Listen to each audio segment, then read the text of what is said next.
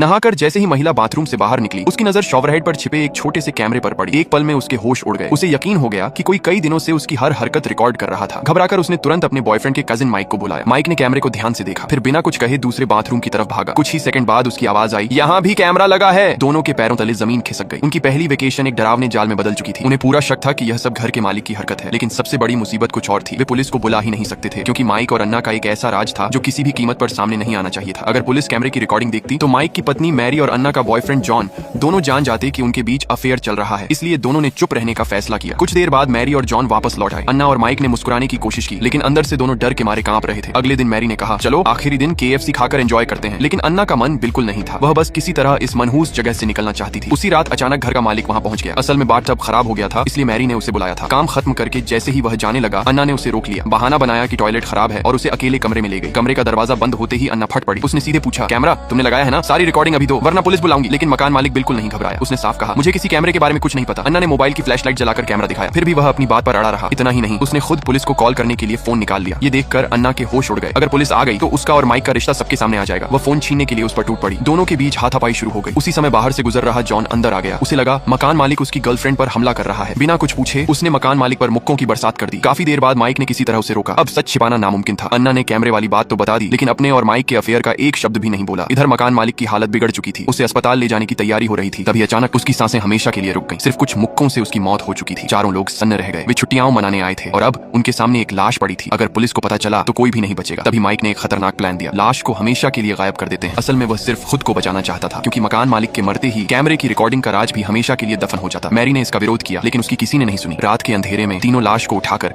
जंगल के रास्ते एक ऊंची चट्टान तक ले गए और नीचे फेंक दिया। लेकिन किस्मत फिर पलट गई। लाश नीचे गिरने की बजाय बीच में एक बड़ी चट्टान पर अटक गई। अब क्या करें? दोनों आदमियों ने एक विशाल पत्थर उठाकर नीचे फेंका, लेकिन कोई फायदा नहीं हुआ। आखिरकार